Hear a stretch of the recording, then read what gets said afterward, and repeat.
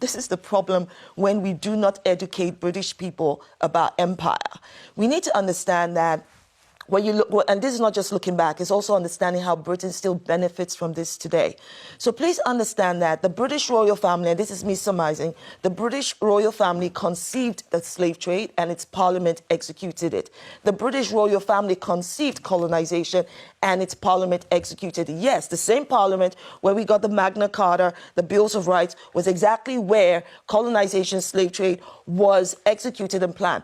And if people don't understand, right, a simple search will help you about where it started from with the Royal African Company, which was headed up by Prince Charles II and his brother, Duke of York, who then became King James II, and how the weaponry that was used for slavery, the treasury, all of that was to support that. And I need you to understand Is any of that in dispute? No, but this is why. When your question is, does he have a moral duty? Yeah. And that moral duty comes back to understanding that British Empire, what it did was it brought cultural distortion. What it did was to instigate wars within this nation. Right. What it did was to manipulate, to steal, and to take the natural resources in this nation. No one disagrees. They did that, and they brought it back here. That is what funded Britain's Industrial Revolution. Why should he apologise when he wasn't there? Okay, so as a British citizen, I would apologise. It's not about whether it was there or not. We are still benefiting. The reason why Britain took a lead economically and on the international platform is because of the money, the financial resource and wealth it made off the back of black people. Andrew, we're still living high on the hog because of slavery, and that's why we should apologise.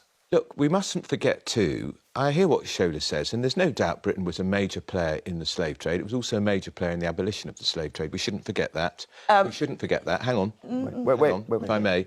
And, but we've been, through international aid, through budget, we've been pouring a lot of money into Caribbean countries.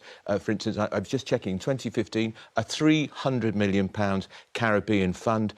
Jamaica was a big beneficiary. This is lots of money. Now, Shola talks about reparations and compensation. We've been pumping money into these countries. COVID fraud was 10 billion. With all due respect. Hang on, just a second. This has been going on for years. COVID fraud was 10 billion. I'm just saying, why don't we think billions, not millions? Well, we have been giving millions, tens of millions, for years and years and years and years. With all due respect, I'm just going to correct this. People keep talking about Britain led the way in the abolition of slave trade. What Britain then did was to go from, stealing millions of individual Africans to colonizing the entire nations where they committed mass crimes and they stole the wealth and natural resources. I don't care if it's 300 million or billion they put in some fund.